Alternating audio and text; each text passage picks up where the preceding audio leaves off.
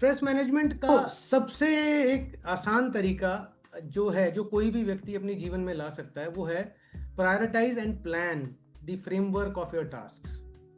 What does this mean? इसके दो अर्थ हैं। पहला, कोई भी बड़े काम को आप 4 या 5 या 6 माइलस्टोन्स में डिवाइड कर दीजिए। ठीक है, मैं कुकिंग का उदाहरण लेके बताता हूँ। यदि मान लीजिए आपने एक सब्जी कुक करनी है, तो सब्जी की प्रोक्योरमेंट स्टेप 1, सब्जी की साफ सफाई स्टेप 2, साफ सफाई मतलब उसको छीलना काटना। ठीक है, फिर अपने इंग्रेडिएंट्स को अरेंज करके कुकिंग टेबल पे रखना, एंड देन चौथा, उसको छौंकना या उसके प्रोसेस को करना, एंड फिर उसको फ्री कुक करके देना, और लास्ट में उसकी गार्निशिंग। अगर ये 6 स्टेप्स में डिवाइड कर दें तो आपको पता है आपके पास 6 स्टेप्स हैं जो आपको करने हैं। इसी तरह से अगर आप पढ़ाई कर रहे हैं, मान लीजिए अब आपको एक बड़ा चैप्टर पढ़ना है। ठीक है, अब उस चैप्टर के मान लीजिए 20 पेज हैं और आपको ये तैयार करना है अगले 1 घंटे में, तो 20 पेज आपको करने हैं 60 मिनट में। तो एक पेज के लिए आपके पास लगभग टाइम कितना हुआ? 3 मिनट। अब 3 मिनट में एक पेज पढ़ना थोड़ा मुश्किल है।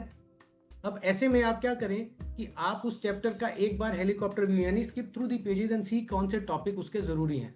तो उनके टॉपिक्स को अगर आप एक लिख लें, सपोज उसके अंदर 10 टॉपिक हैं, तो 10 टॉपिक के लिए आपके पास फिर हर टॉपिक के लिए 6 मिनट आ गए। तो ऐसे में आप 5 मिनट दें और 1 मिनट उससे पहले वाली जनरल रीडिंग करें, और फिर उन 10 टॉपिक्स को पढ़ने के लिए 5-5 मिनट में डिवाइड कर दें। और जब आप इस तरह से कर रहे हैं तो you will be able to organise the lesson into topics, and you would be most likely able to finish your lesson within that 1 hour. ठीक है, इसी तरह से जब आप कोई भी स्टडी सेशन प्लान कर रहे हैं तो आपको स्टडी सेशन में पहले 5 मिनट उस चैप्टर का ओवरव्यू लेने में, फिर लास्ट के 10 मिनट जो आपने करा उसको रिवाइज करने के, और बीच के 45 मिनट एक्चुअल पढ़ाई करने के। ऐसा आपको स्टडी प्लान अपना करना चाहिए। You understand my point? Again I would repeat, जैसे आप स्टडी सेशन में जा रहे हैं, मान लीजिए आपका 1 या 2 घंटे का स्टडी सेशन है, तो लगभग 5% टाइम आपका सेशन प्लान डेवलप करने का। 5% टाइम मतलब 1 घंटे के 3 मिनट, राइट?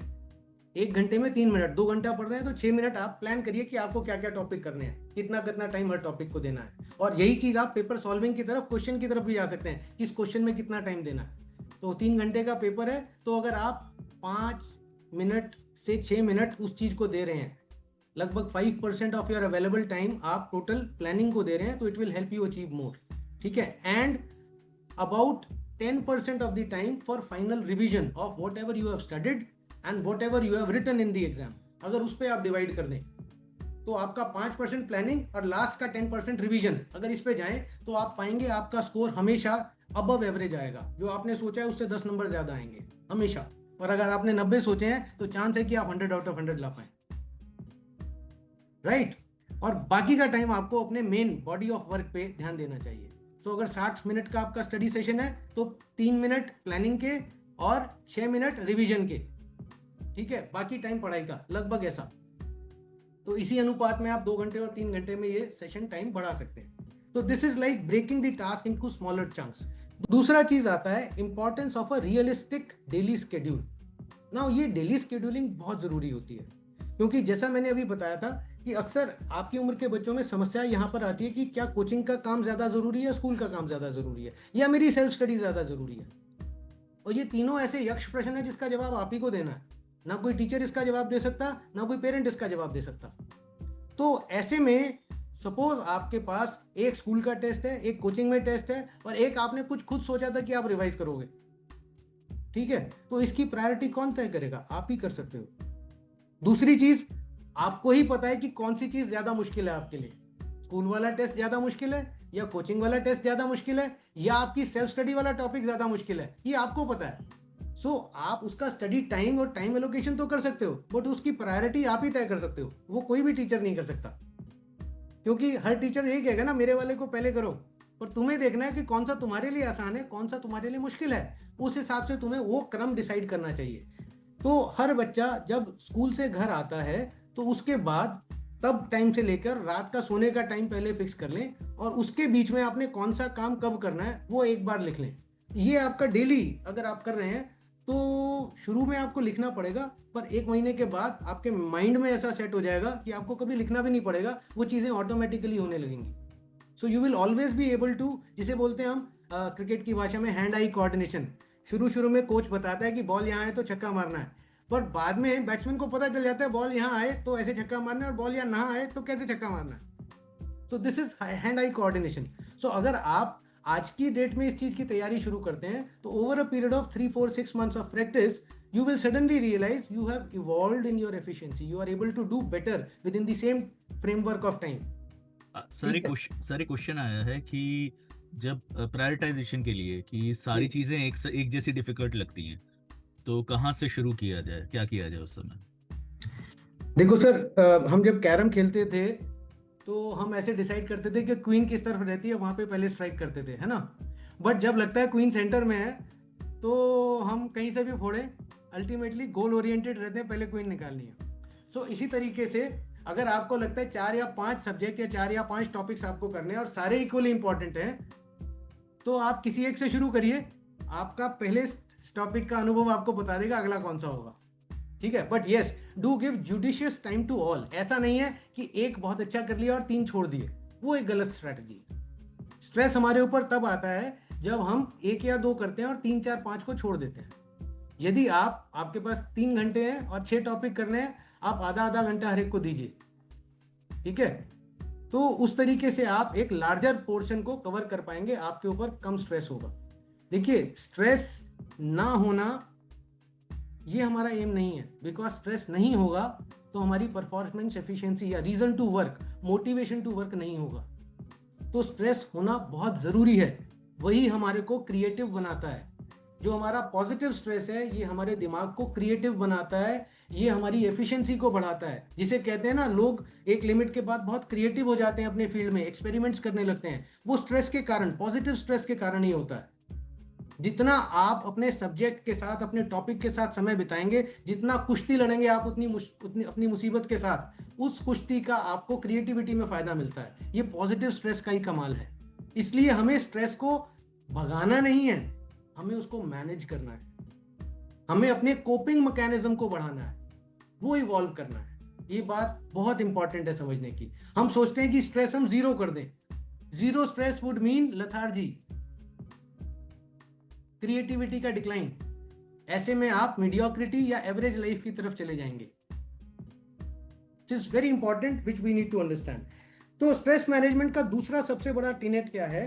स्ट्रेस मैनेजमेंट 3 तरीके से होता है। अगर आप ओवरऑल स्ट्रेस की तरफ जाएं, फिर मैं एग्जाम स्ट्रेस पर आता हूं। पहला है self awareness. Self awareness helps dispel self doubt.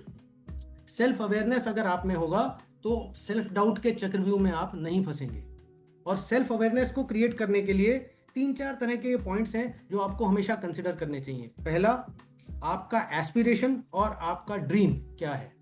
Aspiration मतलब इच्छा, ड्रीम मतलब एक नियर गोल। ठीक है, एस्पिरेशन मतलब आप आसमान में उड़ जाओ, तारे तोड़ लो। ड्रीम मतलब कम से कम एक 5 मंजिला घर बना लो।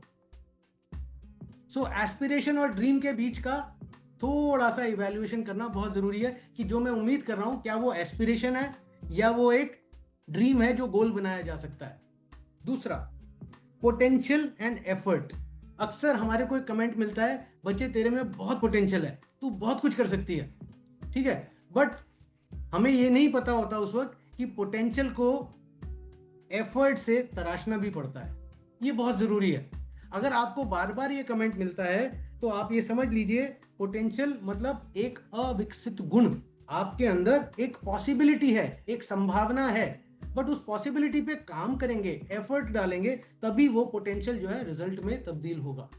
तो अगर आपको ये कमेंट मिलता है कि आपके अंदर बहुत पोटेंशियल है, तो आप समझ लीजिए आपकी जिम्मेवारी बढ़ गई, आपको ज्यादा एफर्ट डालना है। तीसरा चीज इसमें आता है गोल एंड पाथ। ठीक है, अक्सर हम लोग ये नहीं समझ पाते कि हमारे गोल और पाथ में फर्क क्या है। गोल और पाथ का फर्क ऐसे है, मान लीजिए आपने एक पहाड़ पर चढ़ना है।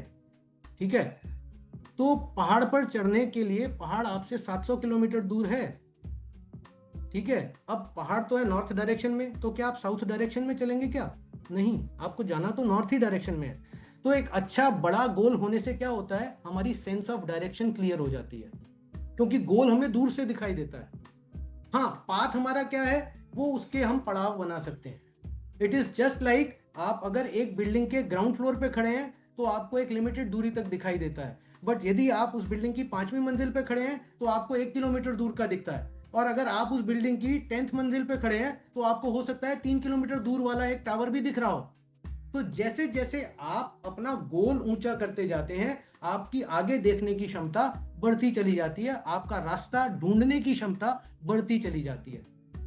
सो और दूसरा, ऐसे में आपका गोल सिंगल होना चाहिए। अक्सर हम क्या कहते हैं, I want to get above 85%। कितने नंबर लाने? अबव 85। अब अबव 85 तो 86 से लेके 99 तक की एक रेंज आ गई। वो आपके दिमाग को हमेशा कंफ्यूजन की स्टेट में रखता है कि आप 86 पे खुश होगे या आप 99 पे खुश होगे। तो इसलिए गोल हमेशा एक होना चाहिए और बड़ा होना चाहिए। You can keep it at 85 और 90 और 95 और इवन 100। गोल के बड़े होने से डरिए मत। गोल आपको सिर्फ सेंस ऑफ डायरेक्शन दे रहा है। गोल आपको सिर्फ उसकी तरफ चलने का रास्ता दिखा रहा है। इसलिए गोल एक होना चाहिए और बड़ा होना चाहिए, राइट? तीसरी चीज होती है रिसोर्स एंड रेडीनेस। अक्सर हम बच्चों के मन में ये आता है, अगर मैंने ये गोल लिया तो शायद आज मेरे परिवार के पास, मेरे माता पिता के पास इतने रिसोर्स नहीं है कि इस सपने को वो फंड कर पाए। अगर मेरा एडमिशन हो भी गया तो शायद मैं वहां ना पढ़ पाऊं। बट ऐसा नहीं है। यकीन मानिए, आज की डेट में एजुकेशन की फील्ड में अगर आपके पास परफॉर्मेंस है, अगर आपके पास एडमिशन है किसी भी इंस्टीट्यूट में, तो आप उसकी फीस की, पढ़ाई की फंडिंग खुद कर सकते हैं। ऐसा बच्चा जिसके पास कुछ भी नहीं है, वो भी कोई भी सपना साकार कर सकता है। फाइनेंशियल इंडिपेंडेंस पे ये मौका, इस चीज को मैं कभी भी आगे डिस्कस करने को तैयार हूं। आपकी कोई भी पर्सनल क्वेरीज हो, पूछ सकते हैं, मैं बता सकता हूं। बट अपने आप को फाइनेंस और रिसोर्सेज की एंगल से कभी भी बॉक डाउन मत कीजिए। सबसे इंपॉर्टेंट, आपके पास 2 लोग जरूर होने चाहिए सेल्फ अवेयरनेस के लिए। एक, वो जो आपको सपोर्ट करे। 2, वो जो आपको ट्रबल शूट करे। अब सपोर्ट और ट्रबल शूट का क्या फर्क है? देखिए, सपोर्ट वो व्यक्ति होता है जो आपको किसी भी कमजोर क्षण में ताकत देता है। उदाहरण के लिए, आपको बायोलॉजी नहीं आती तो एक व्यक्ति जो आपको बायोलॉजी के 4 सवाल बता दे, वो सपोर्ट स्ट्रक्चर है। वो आपका ट्यूटर हो सकता है, वो आपका दोस्त हो सकता है, आपका बड़ा भाई, बड़ी बहन हो सकता है, राइट? या आपकी स्कूल टीचर हो सकती हैं। तो वो आपके क्वेरीज को सॉल्व करे, आपको मजबूती दे, वो है आपका सपोर्ट स्ट्रक्चर। और ट्रबल शूटर क्या होता है कि कहीं फंस गए, अब आपको जवाब ही नहीं मिल रहा, तो वो व्यक्ति जो आपको वो जवाब दे सके। ऐसे में अष्टम सर जैसे लोग या मेरे जैसे लोग आपके काम आ सकते हैं कि करना क्या चाहिए। You reach out to such people who have faced such challenges and they will help you and tell, ये नहीं, ये कर, तेरे को बेटर रिजल्ट मिलेगा। देखो, सक्सेस फेलियर कहीं पे भी आ सकता है, तो सपोर्ट और ट्रबल शूटिंग ये हमें समझना बहुत जरूरी है, राइट? तो ये होता है पहला पॉइंट स्ट्रेस मैनेजमेंट के लिए, ये सेल्फ अवेयरनेस, ये 5 पॉइंट्स बहुत जरूरी हैं। दूसरा होता है focus. Focus is convergent thinking. Focus means मुझे अपनी एबिलिटीज पे काम करना है, डिसेबिलिटीज पे काम नहीं करना है। हम क्या कहते हैं, हम अपनी एबिलिटी बढ़ाएंगे, डिसेबिलिटी कम करेंगे। अरे नहीं भाई, आप सिर्फ एबिलिटी बढ़ाने पे काम करो, डिसेबिलिटी अपने आप मार्जिनलाइज हो जाएगी। इस 12th क्लास, इस एग्जाम के लेवल से, पढ़ाई के लेवल से जब आपने देखना है तो आपने कन्वर्जेंट थिंकिंग की तरफ जाना है, आपने सब्जेक्ट एक्सपर्टीज की तरफ अपने आप को ले जाना है। मैं तो यहां तक कहूंगा कि अगर आपके पास 5 सब्जेक्ट हैं तो अपने 3 कोर सब्जेक्ट पे फोकस कीजिए, बाकी 2 अपने आप डेवलप हो जाएंगे, ठीक है? So go for convergent study, go for a focused study, ठीक है? ये बहुत जरूरी है। एंड तीसरी चीज होती है इसके लिए, that is will power. Will power is जब हम एक चीज को, हैबिट को डेवलप करने की कोशिश कर रहे हैं और बार बार फेल हो रहे हैं। उदाहरण के लिए, मैं पढ़ने बैठता हूं, मुझे नींद आ जाती है, ठीक है? बहुत सिंपल सा है, मैं पढ़ने बैठा, मुझे नींद आ गई, ठीक है? मैं आपको सिर्फ ये कहूंगा, आप विल पावर से उसी टेबल चेयर पे बैठिए। आपका 3 घंटे का स्टडी सेशन है, आप पहले दिन आधा घंटा पढ़े, 2.5 घंटा सो गए, कोई बात नहीं, बट आप उस स्टडी टेबल पे बैठिए और 3 घंटे के सेशन को विल पावर के साथ निभाने की कोशिश कीजिए। 1 महीने बाद, 1 हफ्ते बाद, 10 दिन बाद, कुछ टाइम बाद ऐसा जरूर आएगा जब आप पूरे 3 घंटे पढ़ाई कर पाएंगे।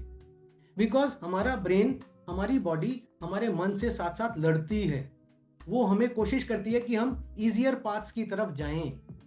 तो जब आप इस तरह की चीजों को डेवलप करने की कोशिश कर रहे हैं तो बहुत इंपॉर्टेंट है कि आप अपनी पूरी इच्छा शक्ति के साथ उस टारगेट के लिए टिकें, युद्ध के मैदान में टिकें। If you are in the battlefield, you have chance to win. But if you are not in the battlefield, nobody can make you win. So you have to stay there. You have to face it. Right? अब बारी करते हैं, चलो ये तो हो गया प्रवचन, इसको फेस कैसे किया जाए. ठीक है, तो दो तरह की स्ट्रैटेजीज हमारे पास आती हैं. ये बहुत इंपॉर्टेंट है, अगले 5-7 मिनट प्लीज फोकस कीजिएगा. ठीक है, मैंने आपको बताया हमारे दो तरह के स्ट्रेस हैं, एक यू स्ट्रेस, एक distress. Now eustress means our capacity to handle stress. ठीक है, दैट मींस कि जब हमारे ऊपर वो चैलेंजर, वो स्ट्रेसर आ रहा है तो हमारे पास उसकी लड़ाई करने की क्षमता भी ज्यादा हो.